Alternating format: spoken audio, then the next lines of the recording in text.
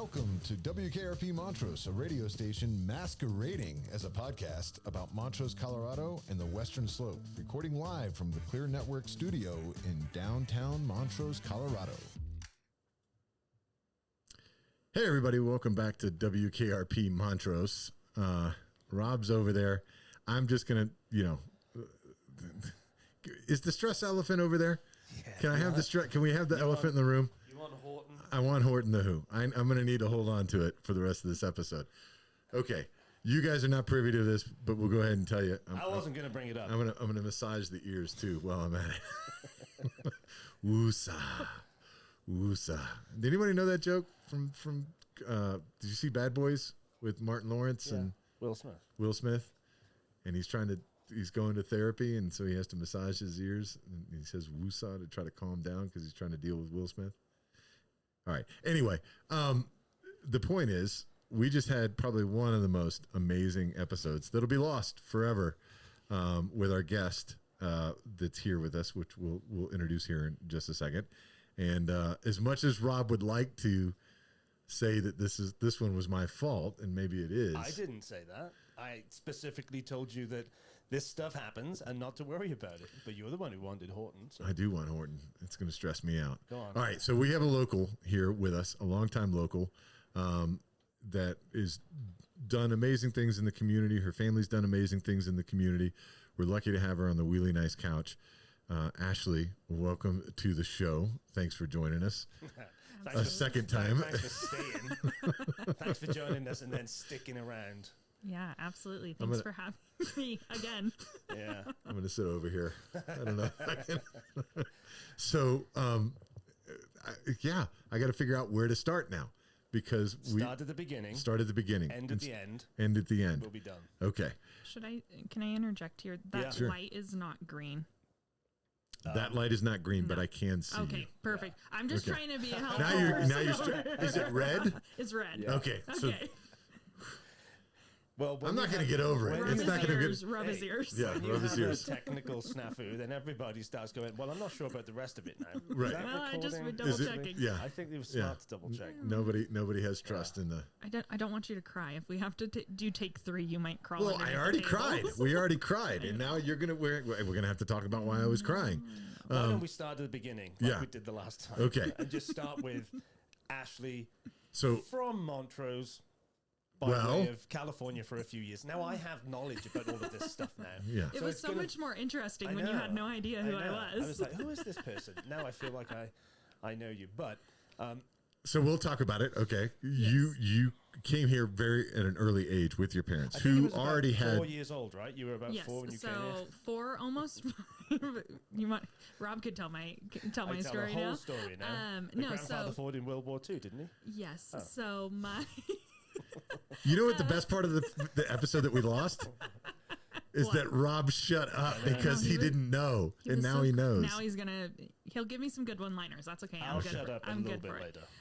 No, so my grandpa was actually born in Cedar Ridge, lived in Western Slope area his entire childhood, enlisted in the military and served in World War II. Fun fact that I didn't mention in the last one, he actually lied about his age and enlisted at 17 because World War II was going on. So he was home at one point for just leave and met a girl, aka my grandma. She was a Newberry who also was from around here, and they eventually got out of the military, came back to Montrose, and had my dad and his 3 older brothers. So the Haynes family has long-standing roots in the Montrose community. Those Haynes boys, from what I understand, kind of ran the town ragged. First time around, I think you used the wild Haynes boys. The wild Haynes boys. Yeah. They had a reputation, apparently.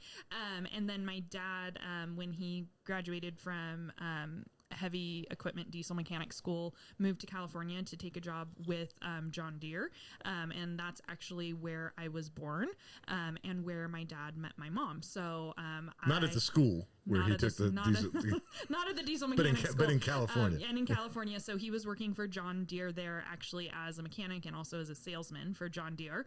And then I was a very pleasant surprise. And my birth mom didn't end up sticking around. So my dad was a single dad in the Bay Area of California, and met my mom, who was living in the same apartment complex as them. And she, I like to say, she fell in love with me first, and he was just part of the package. So she wanted me and got him as well.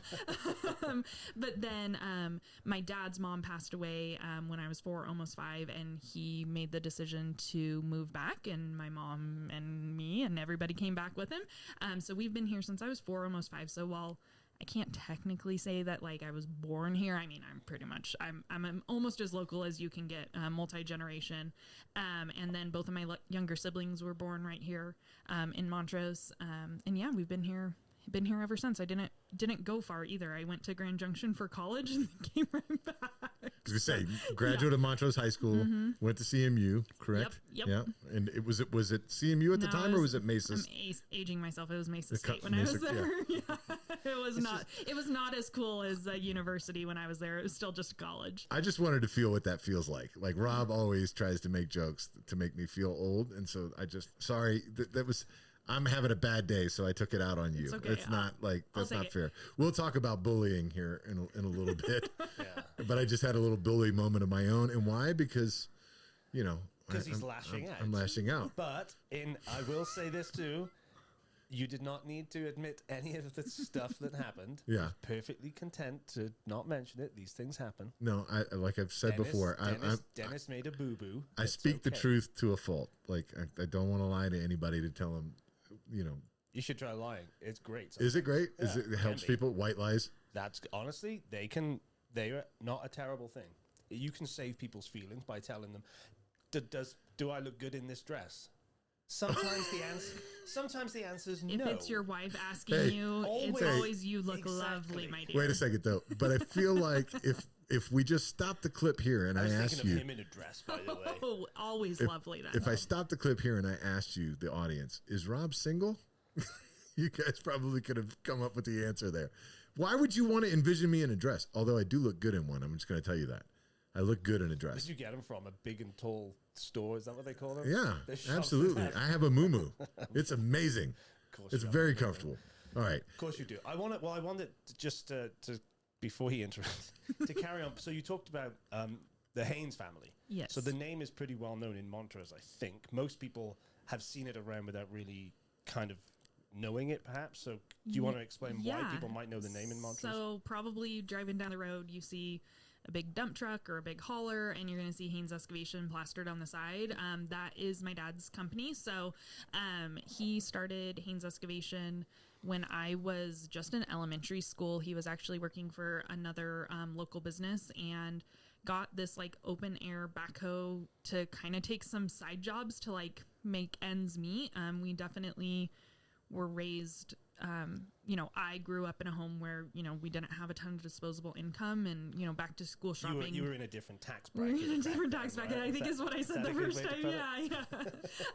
Yeah. But we very much were. And, I remember like going back to school shopping at the secondhand stores. My mom had a friend who like worked as a volunteer like in the back room at Salvation Army, and she would like pull out the good stuff for me to like be able to go look through, and like you would get one new pair of like Skechers tennis shoes at the beginning of the school year, and those bad boys better last you through the entire school year. That's kind of how I was raised, just financially. And so he got this backhoe and he started just taking side jobs, and it was really small stuff at first, and it was right around the time that my little sister Kate, and then 15 months later, my little brother Austin was born. So they were little itty bitty tinies, and my parents were starting this business out of literally our kitchen. Like I remember them staying up super late and having to do proposals and invoices, and like my mom doing the books for my dad while he's out, working, and, helping keep the kids out from underneath their feet while they're doing that. But then also on the flip side, like my mom dropping me off at my dad's job sites after school, and like I would hold the level or like help break out the gravel, just like all of those things that come with starting a small local business. And it grew and grew and grew, and he just had really one opportunity within the community, actually, when Mike and Kathy Ullman bought their property, the old Disney property, and they built their big complex out there. The Ullmans really gave him kind of his big break. That was his really big first like multi-year project, and it allowed him to just grow at this massive rate and really just kind of skyrocketed Haynes Excavation into really what essentially it is today, with, you know, dozens of employees, and he has a full office staff. My mom does not do his books anymore. Right. I think they fired each other. That it was better for their marriage that they no longer did that anymore.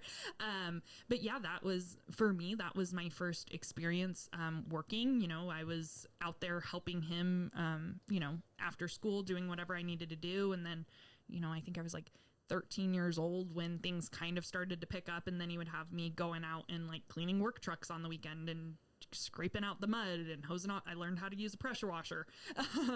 Also, So it's a real family business. It's a real family business. From day one. From day one. You were either on the job site or helping wrangle your siblings so they weren't in the way and all that. So truly from day one, it was a real kind of family effort. It was a hands-on family effort. Fun story. So when my dad like really started to get big, you know, has a mechanics background, so he would do all of his work on his own equipment, and he decided his first like real big investment in the company was actually going to be to build the big metal shop. So if you drive down 6450 Road, you see the big metal shop for Haynes Excavation now, and he wasn't going to pay someone to put together the big metal shop. He's like, I can do this. I'm like, I got it.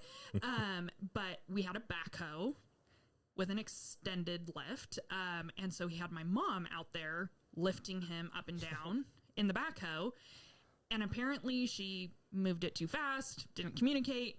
He kicked her out. I got taken off of kid duty. She went back to little brother and sister, and I got put in the backhoe, and I started lifting my dad 20 feet in the air. Wow.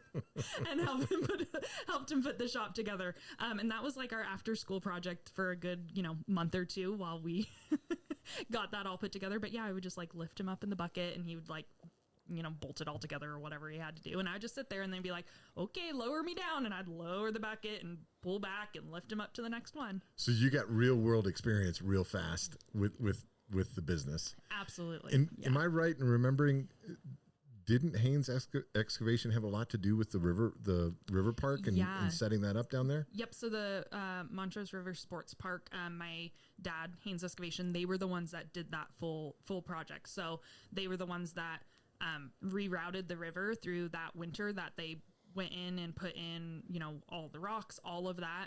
That was all Haynes Excavation that went down the river and did that. And in fact, they continued the restoration project all the way down to Mayfly. They went in and they helped with all of that cleanup. So when you saw all those big, huge excavators in the middle of the river, that was Haynes Excavation. So if you're down enjoying the festival that's coming up, the Funk Fest, or if you're out on the patio of Shelter, you're probably enjoying some of the work that Haynes Excavation did. So absolutely, a big thank you for that impact on town. But absolutely. Well, so after we're progressing past, right? You've done a lot here in Montrose. You've had a lot of jobs. You've worn a lot of hats in this area. You've we just discussed this. We actually met when you were working for the Chamber of Commerce. I got to get it right. Well, because I was going to say Visit Montrose, but it's the Chamber of Commerce, and then the Chamber of Commerce then became part of the Visit Montrose, which then you were at the city for the events coordinator for the city, director of sales for the Holiday Inn here, and all that experience seems to have taken you to your current job, and you're working remotely here. I'm working remotely. We missed out the fact that you worked at the Stonehouse. I remember that from last time back. We can come back to that. Yeah, well. So I worked at the Stonehouse actually when they very first opened. So I was there opening night of the Stonehouse. Really big deal. Well, it's worth mentioning though, because the Stonehouse is kind of an institution in Montrose, I think. But the experience of the city, the Chamber of Commerce, and all led you to what you do now. Yes, absolutely. Which is? So I work for a company called Tempest Interactive Media. They're actually based out of Philadelphia. And we are kind of your one-stop shop for any destination marketing organization within any community across the country. We build and design tourism websites. We have like the CRM essentially like customer database. We offer like SEO growth services, all of that. And then my component of it is I work in the department called Destination Signals, and it's the community activation component of Tempest. So essentially what it is I go in and I work with local businesses within communities that have our websites. So think visitlongbeach.com. That's what you're going to pull up if you're planning a trip to Long Beach for the very first time. You're going to be going like, things to do in Long Beach. What do I do? Chances are one of your first Google hits is going to be visitlongbeach.com, right? Yeah. Because that marketing organization that promotes tourism pays a lot of money to make sure that they're one of the very first results.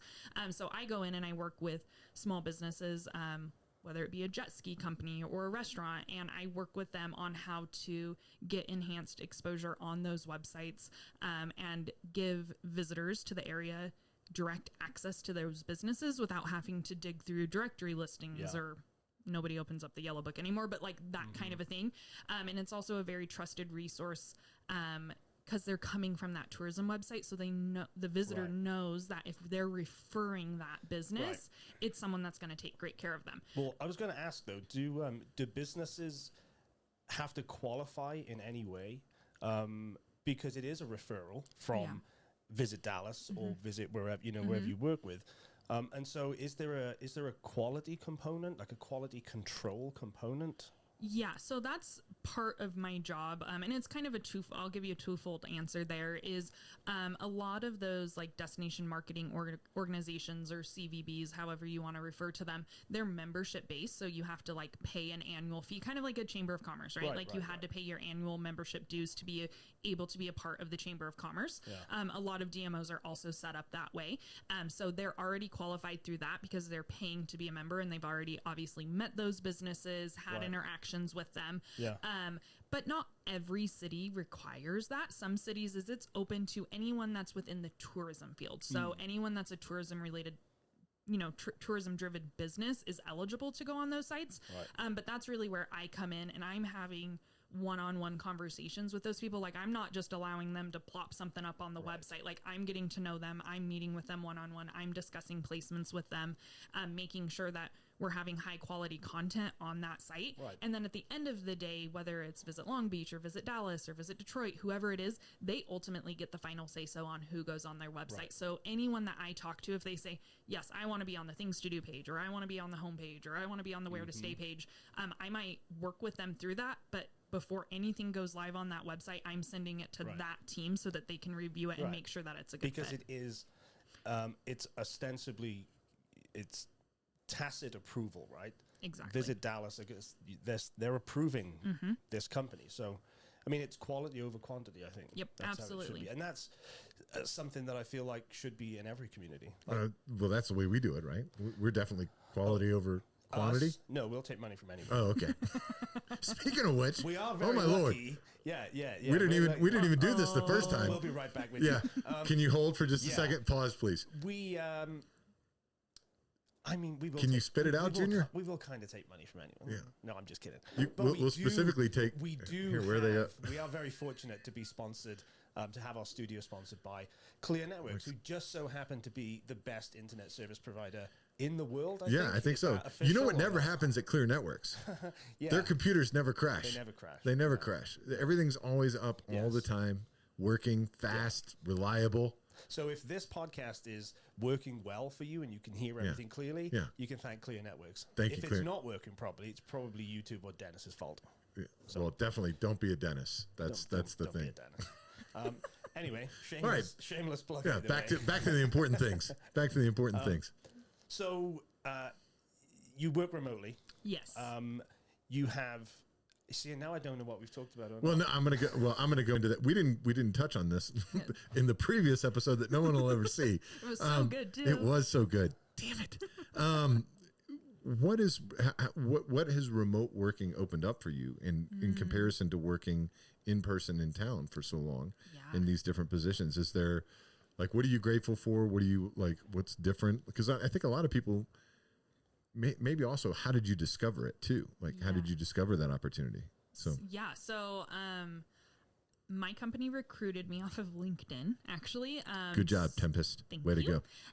Yeah, so my old boss sent me a message on LinkedIn when I was working for Visit Montrose as their guest services and community events coordinator. And to be really honest, he got me on a day that I was just like not quite sure how my balancing act was going to keep balancing. Right. There was a lot going on and lots of super exciting stuff going on with the city in that time. Like I was actively working. I worked the very first event to open the Montrose Amphitheater. Like I was the one that helped put that together with Oktoberfest to, open up the amphitheater. But there was just a lot going on. And I was at that point a single mom with a boyfriend, but, he was still very much a boyfriend, not my husband like he is now. And it was just a lot. It was like, how do I get her from school? She's having to go to after school care program, like kind of all of these things. And so they reached out to me and just were like, hey, we really like that you kind of have both sides, right? Like you have the DMO Visit Montrose experience, but then you're also have 6 years of experience in hospitality working for the Holiday Inn Express as like director of sales. Like you kind of know both sides. So we're really interested in talking to you. And I was just like, yeah, let's talk. And we got on the phone and it has been phenomenal ever since. I love working remote. I don't know if I'll ever be able to go back into an actual office. I think it also Tempest, and this is a plug for them. I'll send this portion of the clip to them. They are an incredible company to work for. The culture and community that they have there, like even though it's kind of a hybrid remote situation, so I would say probably 65 to 70% of their employees are based out of Philly. The rest of us are remote. But they really just allow us to work our schedule, like work what works for us. Like, yes, you have to get the job done. Yes, there's meetings that are there, but like I get to pick up Willow from school every day. Those kind of things, like, our little boy Wrigley, he can hang out with me for a couple of hours in the morning or leave in the afternoon, it just allows you that flexibility. Right. On the flip side of that, going from such a high profile, very community driven job for so many years, I did have to find other outlets to still be involved in my community. Like super involved with Black Canyon Rotary Club. I was their president 2022, 2023, still really involved with them. I'm back on the board for Pure Kindness, which I know we'll talk about here in a little bit. I've helped plan the American Junior Golf Association tournament that comes into the Bridges every year with Ty Jennings in partnership with the city. So yeah, I've had to find other ways to like give back and get back in my community because my job wasn't necessarily forcing me into the community. Right. But the other thing about Tempest that's really super cool, especially given my position, is they're like, yeah, you should be a part of your community because how can you go talk to these other community members about being a part of it if you're not doing it yourself? Yep. So they're really gracious about like me going and doing stuff during the workday that might be more Montrose community oriented, even though Montrose isn't a Tempest client. Like they're very much supportive of that. And it's great. Like I said, I don't know if I'll ever be able to go back to working in an office. Yeah. It's important to have a company that you feel like you're supported by, right? It makes a huge difference and lets you focus on it. He's cracking a smile over there. With this? I'm just saying, it must be nice. That's very passive aggressive of you. So I wanna talk about something that I think you mentioned something earlier in this recording. Oh, okay. And you haven't mentioned something that you did in the last one, I think. So so Wrigley is how old? How old is Wrigley? We didn't talk about you're a mom. I'm a mom. I've got 2 kiddos. So my daughter Willow is 10 years old. She'll be going into 5th grade at Cottonwood here in just a couple weeks. Summer's almost over. And then I have a 10-month-old. He just turned 10 months on Saturday, 10-month-old little boy Wrigley James. So my husband and I adopted him September 19th of last year. He was born. And I think this is the story that you're looking for. So he was born right before Hurricane Helene hit in St. Petersburg, Florida. So we were the last flight to land in Tampa before they shut the airport down for the hurricane. And then little man was about a month premature and was born with some exposures. So he was in the NICU at Johns Hopkins All Children's Hospital in St. Petersburg. And they were gracious enough to allow both Kyle and I to actually stay in the hospital with him and shelter in place there for 3 days. So yeah, we got to meet our sweet baby boy. He was 5 days old when we got to him. So he's what the adoption world calls kind of a stork drop situation. So he was left in the hospital. His biological mom decided to leave. And so the agency that we were working with called us and was like, pretty much, how soon can you get to Florida? We got the phone call on like a Monday night, like 5 o'clock at night, and we were down there by Wednesday afternoon. So yeah, I have a big age gap between my two kiddos, but honestly, I love it. Like I'm all for the age gap, probably because I have an age gap with my siblings. But yeah, it's a super cool situation. I wanted to, because the thing I alluded to as well, that you mentioned something at the start of this recording, which led me to the question is, why did you decide to adopt? And I think it's more obvious now. Yes. Than it was. Than it was in the first episode, because you didn't actually mention the first. I didn't. You didn't See, mention so that, we're getting more details this time because I'm like thinking through all the pieces. So I had Willow biologically. I carried her, and then I had medical condition that I was no longer able to carry children. So actually, when Kyle and I first started dating, before we even told each other that we loved each other, I told him, I was like, hey, there's something that like I need to tell you, because like this could be a deal breaker. Like I can't have kids. And he's younger than me. I'm gonna just keep talking because I'm afraid you might. My dad bought me. I'm not gonna say anything. My dad bought me a cougar hat one summer. I was like, Dad, that is so bad. Please stop.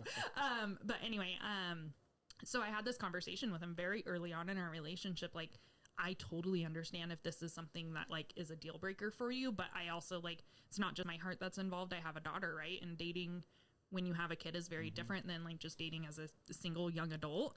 And so we had that conversation, and he was like, well, I've always envisioned having kids. He's like, however, how those kids come into our family, I'm very open to. Right. And adoption is very close to my heart. So my mom adopted me officially when I was 5, which now as an adult and having gone through like all the adoption training and everything that we had to go through in order to be able to bring Wrigley home, I realized how much bigger of a deal it actually is.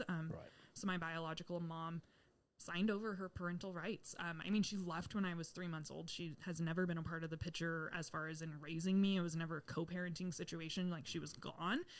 But still, like, that's a very final step, right? Like, to just terminate your parental rights. Yeah. And so my mom adopted me when I was 5, which probably, like, there's probably going to be some people that are listening to this that are like, wait, what? Maya's not your biological mom? Because I kind of look like her, to be really honest. Like, and it was never a secret, right? But it wasn't something that we, like, widely talked about, right? Just because it, like, she was just your mom. She was my mom. And like, that's it. That's all. Yeah. It didn't matter to me. And, like, it was never a secret to me, right? But it was never something that I felt like I needed to share with the world. No. So yeah, adoption was always something that kind of just has been close to me. And so when Kyle and I got together and he was like, well, I definitely would like to add another child to our family, adoption was kind of a no-brainer for us. We never really even considered like surrogacy or anything like that. Yeah. Like, adoption was just always kind of what we wanted to do.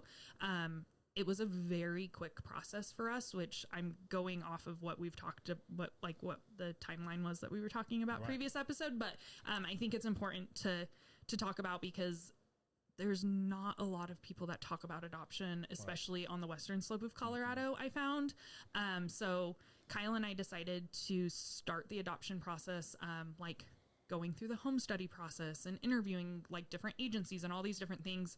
We started that in May of last year, and we ended up signing up with a consultant agency out of Florida, who worked with agencies across the nation. And essentially it was just to kind of cast a wider net.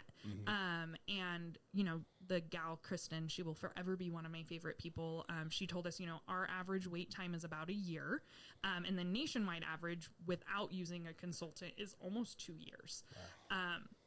And so we were prepared for it to be like a long haul, right? Like presenting to a lot of expectant moms, like maybe having some disappointment, not getting picked right away. Yeah. So we signed on with a consultant agency, and she was like, okay, now you need to start your home study process, like before you can officially apply to cases. So we're like going through the home study process, which is intense. They like dig into like all your dirt, all your trauma, it's all on the table. Like, they ask you a lot of questions.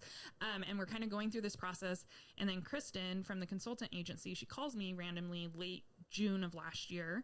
And she's like, hey, I have this mom that like I really feel like I need to present your case to. And I'm like, okay, let me call the home study agency and see if we can be home study approved, because like that's the legal side of it, right? Like you can't just bring a baby home. Like it doesn't work like that. Yeah. So I called the home study agency that we were working with at Love Beyond Borders out of Denver, and was just like, is there any way that like maybe we could be approved by the end of September? Because this is when this baby's due. Super low chance that this mom even picks us, because most of the time you present to dozens of moms before a mom picks your family, right? Like you put together this profile book and we had to have professional pictures done, and like it's a whole thing. Wow. And so we were like, yeah, whatever. Like she said it's going to be done, but our hopes were like very low that like we were actually going to be picked, because it was like our very first time. Our like our profile book wasn't exactly where we wanted it, but we're like, yeah, we're just going to like kind of toss it out here and try. And 10 days later, we got a phone call that birth mom picked us. Wow. And it was like, okay, like here we go. What does that feel like? It's overwhelming. And such a sense of responsibility to protect like that mama's heart, and like make sure that like she knows that like her baby is so unbelievably loved, not just by her, but by us. But that also we love her. Like we care about her. We want what's best for her. And if her decision changes, you know, if she decides she wants to parent or whatever, like we fully support her in that decision. Like, yes, we want to bring a baby home, but like your focus really is around mom in that stage. So we get matched with this mom, and we send her a letter and like introduce ourselves, and she's also in Florida. And so I fly down to Florida in August and I meet her.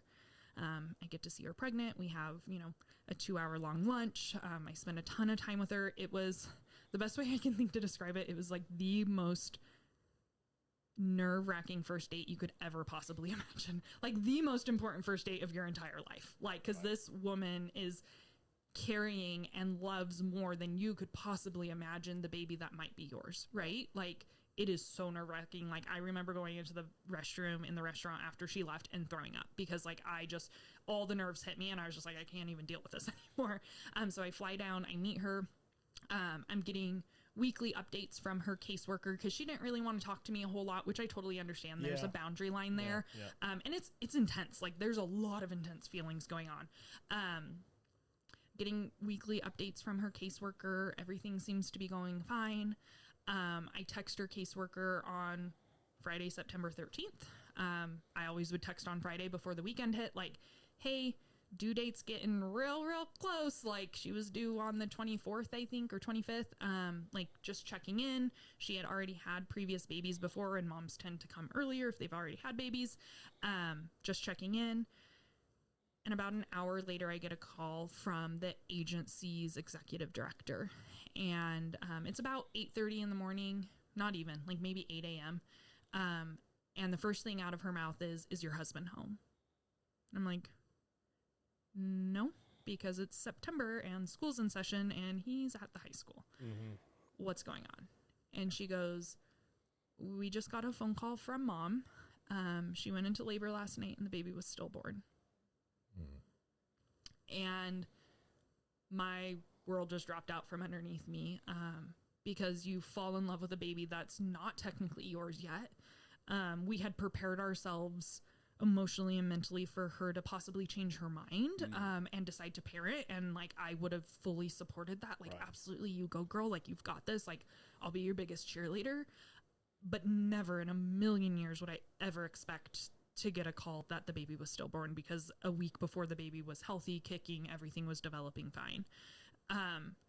So that rocked our world. I called Kyle, caught him before he went into his first class of the day. He came right home. And we just kind of sat in it through the weekend, because you're grieving a child that wasn't technically yours. I also had to have a really hard conversation with my 9-year-old. Like, how do you explain a perfect little baby passing away, right? Like, that's really, really hard. And that was not something I ever prepared her for. Like, I prepared her for maybe mom wants to parent or all of these other scenarios, but never that the baby passes away. Yeah. So we kind of sat through it through the weekend, and then the agency asked to set up a call with us the next week to kind of, because there's the financial side of things. Like, adoption is not cheap. Like, full disclosure, it's a very expensive thing to do. We're very blessed that we were in a situation that we were able to financially adopt a child. There are lots of grants and stuff out there that you can apply for. That's my PSA to people thinking about adopting. But there's this financial part of it, because you're paying for birth mother expenses, and like we were paying for her for a place to live and all of these different things, and all of that money is just gone. So we get on a call with them on Monday, and we just kind of were like, okay, like, where do we stand financially? And I guess we'll leave kind of our profile open with you guys as an agency, because we don't want to lose out on like this really big amount of money that we had to even be a client of yours when the first mom picked us. So we're just like going to kind of hang out here for a minute, but like, we're not going to start actively applying to any other cases, because we just kind of need to like live in this moment and just like kind of grieve it. Right. And then the following Monday, so literally a week later, 10 days after we got the call about the baby being stillborn, and a week after we got on the call to kind of be like the financial side of things, the executive director's phone number comes up on my phone again. And I'm like, oh my God, why is this woman calling me? Like, what is going on? And she called us and said, you know, there was a baby boy born. He's a month premature. He is in NICU. He had drug exposure. However, he's thriving for all intents and purposes. He's doing great. He's just a little on the small side because he's a month premature. Can you come get him? Wow. Pretty much. And yeah, so that's how Wrigley joined our family. So yeah, it was a wild, wild ride, but I wouldn't change it for the world. And, you know, I think of that sweet baby girl that was born, and my heart hurts for more her mama than anything. Like that mama walked that journey and went through that. And my heart is so sad for her. But then on the flip side, like, Wrigley was meant to be in our family, and he is the perfect fit for our crazy crew. And he's just a little bundle of a hurricane in a human body. Like, he just started walking. So we have like a crazy toddling baby, because he's only 10 months old, and like, you should not be walking when you're that little. Like, his kneecaps are like this far off the floor. You should not be able to walk at that age. But yeah, he's just the perfect addition to our family, and I can't imagine life without him. What a miracle to happen to get that opportunity so soon after a tragedy. Yeah. But I'm a little speechless, because I know that we need to get into pure kindness. Yeah.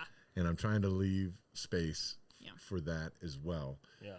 But do you ever get to, well, let's tell the pure kindness story, and then I'll ask the question. Okay.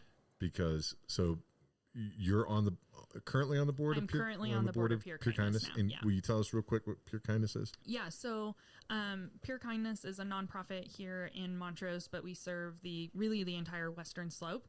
And Pure Kindness was founded after losing my little sister Kate to suicide when she was 17 years old, after just years of relentless bullying by her peers. She was bullied in the hallways, you know, after school, via cell phone, you know, kind of whatever the case may be. Like, they completely targeted her for years and years and years while she was in school. And she ultimately chose to end her life. And there were, you know, other factors at play, but, you know, bullying took a big toll on my sister, because she just never felt like she had a safe place outside of that. And my parents were constantly in and out of the schools trying to advocate for her, and really had no help and no resources for anyone. You know, no one really stepped up or would really even listen to them. So after my sister passed away, people kind of just started calling our family and like messaging us and talking to us, and are like, what are you going to do? Like, what are you going to do about it? And for me, like, Willow was 3 weeks old when Kate passed away. And I was just like, what do you mean? What are we going to do? Like, I'm barely surviving. I also was dealing with a ton of survivor's guilt, because I was the last person to see my sister alive. So I held myself, wrongfully so, but still held myself very personally accountable for not recognizing that she was going to go and do what she did. She ditched school, came to my house. I was like, well, if a 17-year-old girl's ditching school to come hang out with her sister and her newborn niece, like, that's okay. She can come hang out with me.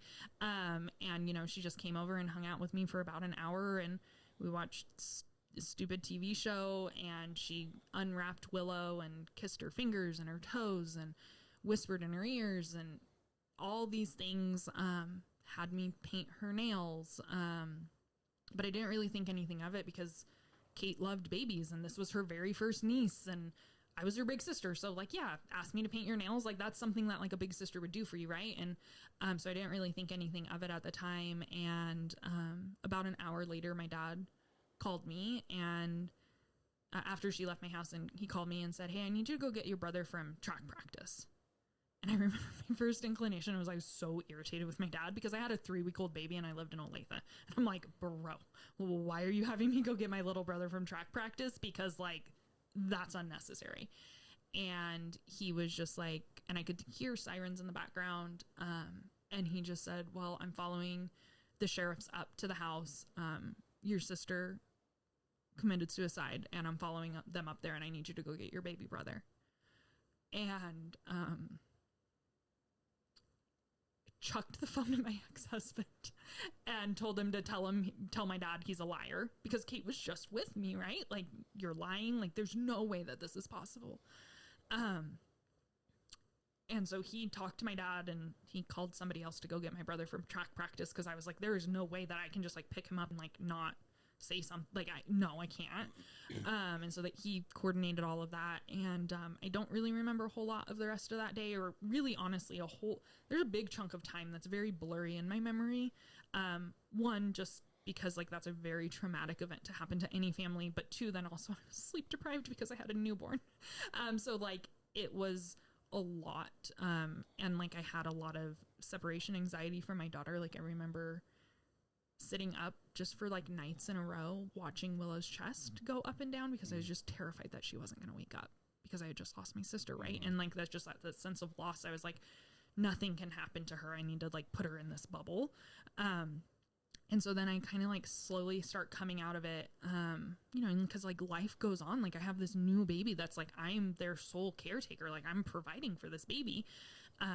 So you just kind of start figuring it out. I had to go back to work at the chamber because my maternity leave was over. All of these things start happening. And then slowly the community starts coming together and coming out of the word works and is going, okay, so what are you guys going to do about it? Because Haynes is a prominent name in our community. And so they know Haynes Excavation. They know that we're involved. We were always at the softball fields, the kids have always been involved in stuff.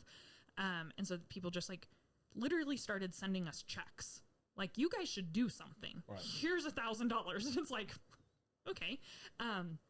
So we got together, this group of us, at the back of A&Y Design Gallery on Main Street, when they were open, coffee shop. And we sat down together and just started going through the motions of okay, what does it look like to start something of purpose out of this tragedy? And so there was a lot of conversations, and I was at the table at that point. Is it suicide prevention? Is it bullying? Is it something that ties both of those together? What does that look like? Yeah. And we really just we chose to go the direction, even though, suicide and mental health is a huge component of what happened ultimately with my sister. Bullying is this thing that's really not talked about, and there's not a ton of resources within not even just Montrose or the Western Slope, but Colorado, or really even nationwide. There's just not a whole lot there that has real teeth behind it, right? There's no real resources. You talk about bullying, but what does that actually mean? And what's the science behind it? And what's the root cause of that? So we chose to go that direction. We chose, not to try to sue the school district or have any malintent. We said, we want to come alongside you guys, and we want to make sure that no other family ever experiences what we experienced. We never want to see. If we can save one family and one child from that happening, it's all worth it. It's all worth it. All worth it. All the heartbreak that we went through, all the hoops that we jumped through, that's what we're going to do. So it started in 2016, it was not even a full year after my sister passed away. We started as an organization. It was actually called Before You Hate, Think of Kate originally. And then it was rebranded to Pure Kindness about 5 or 6 years ago, to Pure Kindness, which is positive, encouraging, empathetic, respectful, and kind. And we just felt that really encompassed the values that we want to try to kind of instill in children. And Pure Kindness has grown by leaps and bounds over the last couple of years. That's not been without challenges and change. But yeah, we go into classrooms and teach bullying prevention education. So we're talking about the science of kindness and what it means to be an upstander and the difference between bullying and conflict, because there is a huge difference. You can have conflict with somebody else and it not be a bullying situation, right? Yeah. So we go into classrooms and we work with kids everywhere from kindergarten all the way up through high school. The curriculum obviously looks very, very different depending on what kind of phase of life those kiddos are in. But we go in and we do those trainings, talk about the emotional health side of things and how that impacts you.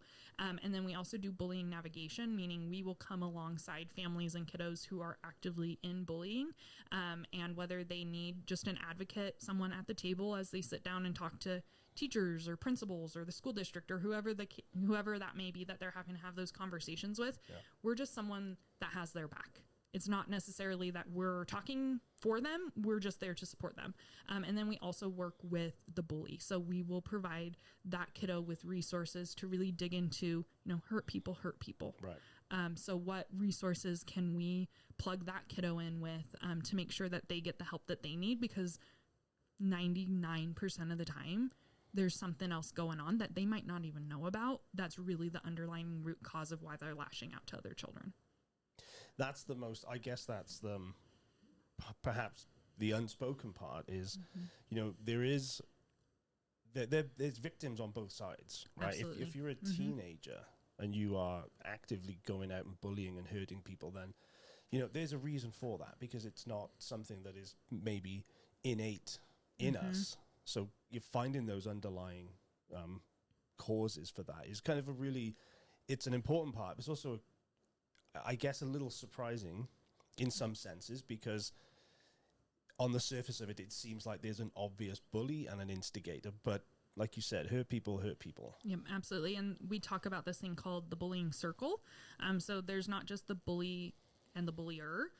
There's also their peers, right? Like the people that are observing and maybe not saying anything, or maybe there is the upstander that is standing up for the bullied kid. So there's this it's a very circular motion that, that process will go through. And we'll talk to kids about all of those different phases and really teach them how to be an upstander and how to be that person that stands up for maybe the kiddo that doesn't have enough of a voice to stand up for themselves. And of course, at a certain age, young people go through hormonal changes, and there's all that kind of component added to it too, which surely doesn't help. No, it does not. So my husband, Kyle, is a teacher at the high school. He teaches PE, and he also does the health courses there. And he actually brings Pure Kindness in every single year, and they talk about a lot of it's really focused on emotional health and how that can affect that circle and dealing with like the emotional health side of whether it be being the bullied or the bully, the bullier. They really focus in on that when you kind of get into that high school age range. Yeah. So what do you think some of the positive things are that are going on in the community that kids, because a lot of that is like, how do I expend that energy in a positive way? Yeah. There's been a lot of changes in Montrose's community over the last decade, for sure. Yeah. Anything that and I want to talk about the event that you've got coming up for Pure Kindness as well. But is there anything that you can point to or you can think of that's like, hey, these are some of the steps in the right direction. Like we have more of this going on for kids, because I think that's still one of the things that we need to continue to focus on in Montrose is, we live in this beautiful place with all of this stuff to do outside.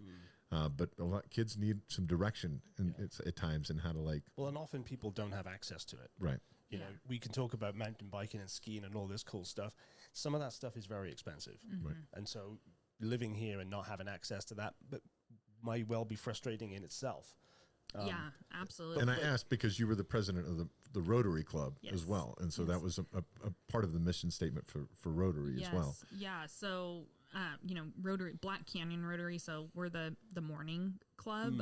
And then there's the noon Rotary Club, which we actually were like a satellite club for them for a while. And then we chartered and kind of did our own thing. But Black Canyon Rotary Club is really focused in on youth and youth leaders and leadership within our community. So we do leadership engagement, all of that kind of stuff through our club specifically for the youth there.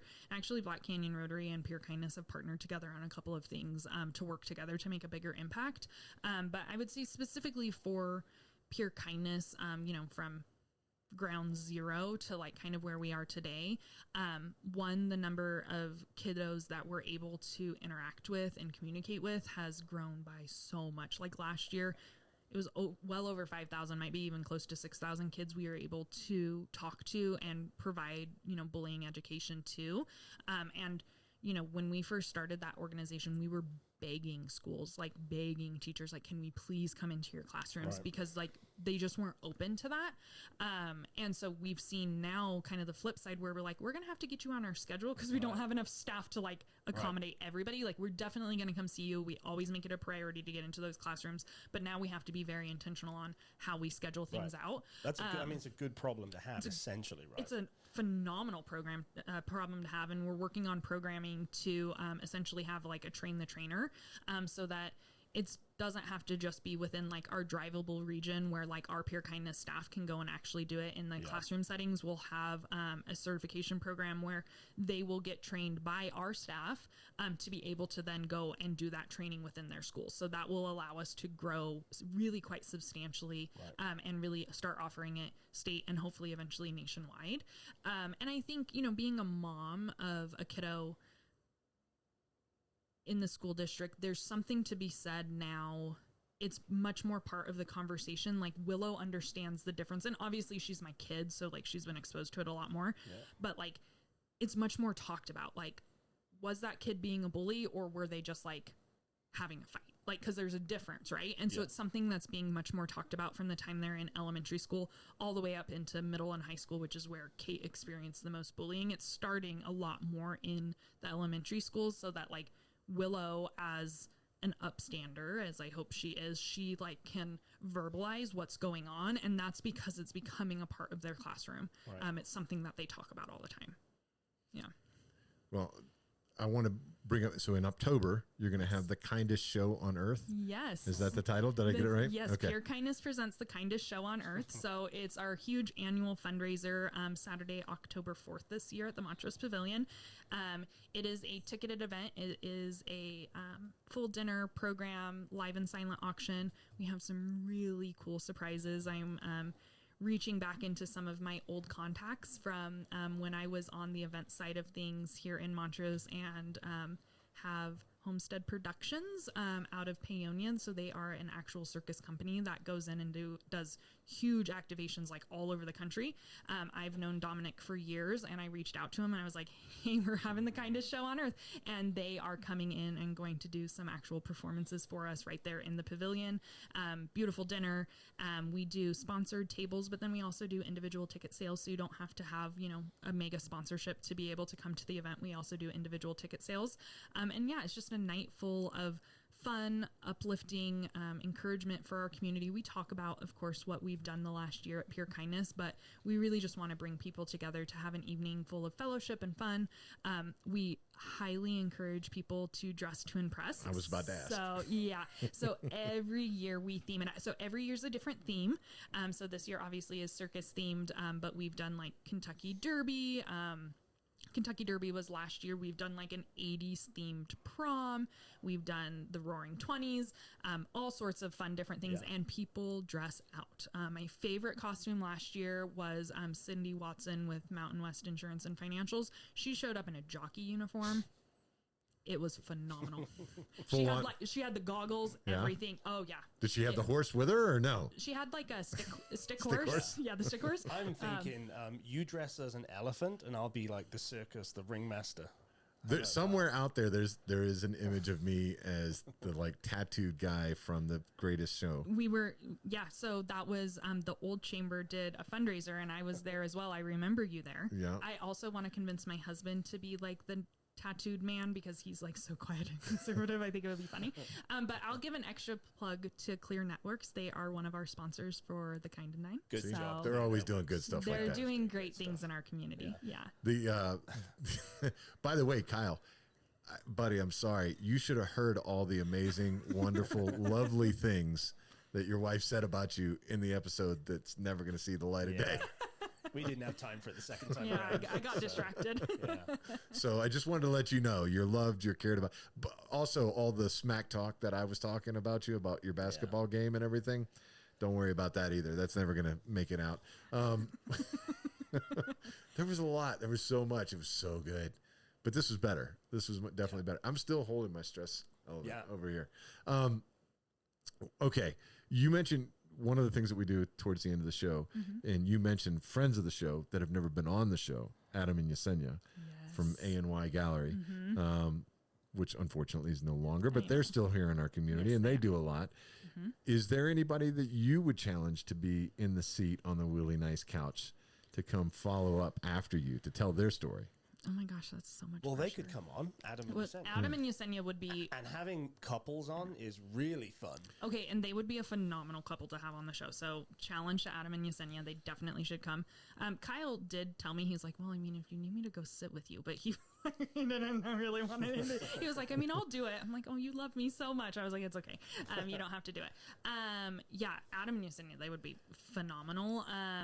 Gosh, okay, who else could I think of that I would love to see in this seat? You know, I think someone that I'm going to plug her as well, but she has a really interesting story, is actually the new executive director for Pure Kindness, Jessica Darrow. She's newer to the community, so she's not a local, but even not necessarily just about Pure Kindness. She just has like a wealth of information like outside of the Montrose community, and is super heavily involved in like the Ridgeway Farmers Market. Her story is very, very unique. I think she could be someone, she's just really, really interesting to like listen to. She has a really cool story. And then I would say Jake and Paige Berry. I don't know if you know them. I don't know Jake and Paige Berry. Okay. They're super cool. So Paige works for DMEA Elevate. And then Jake, I actually, wait. I know, I'm sorry. You mean the electric company? They work for the electric company. Paige, there we go. Okay, here, hold on. Let me re-say that so you can cut the front part out. Paige works for DMEA. No, but they're just a really interesting couple, super involved in their community, really energetic. And Paige just has one of the biggest hearts that I know. Yeah, they would. I would say like another couple, they would be really fun. Yeah. Awesome. Well, by the way, we don't have anything against anybody else. Paige, we'd love to have you on the show. And this is how you know we don't edit any of these episodes, because that'll stay in there. Yeah. There you go. So, all right.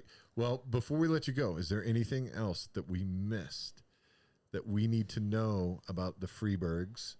Or see, every time I say that though, I immediately think of the song Freeburg. Bird. Mm-hmm. Does did Kyle get that like his whole life? Well, he like his nickname with all of his childhood friends is he's Bird. Okay. Yeah, he's I didn't the know. Bird. We have so many things in common. I did not know. I did not know that we were both that much older than our siblings. Yes. I did not know that I share a similar my nickname in high school was Big Bird. So Okay, there you go.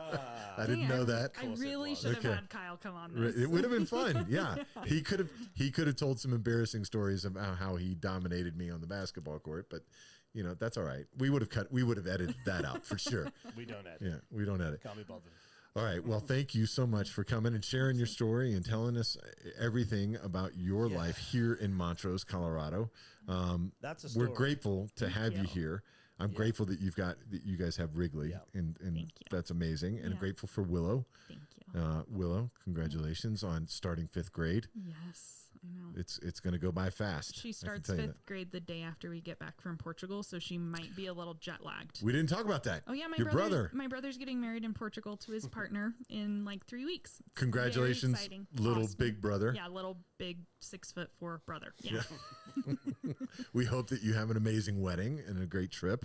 Thank you. All right. I mean, I'm sure you will in Portugal. Yeah. Yeah, I'm very excited. Fantastic food, wine, all that stuff. It'll be beautiful. Maybe we need to relocate the show to Portugal for like a week. I mean, I could try. I know you couldn't. Hey, I know a translator he's about to marry into our family. Oh, really? Yep. Fantastic. Well, there we go. Get them to come back and jump on the show. There you go. All right. Well, everybody, that's been another episode of WKRP. Thank you for being here, Ashley. Thank you. Rob, thank you for sitting over there and not saying all the things that I know that you wanted to say during this episode. I'm just going to sit here with my elephant, and we'll see you guys next time. Thank you very much. We'll talk to you soon.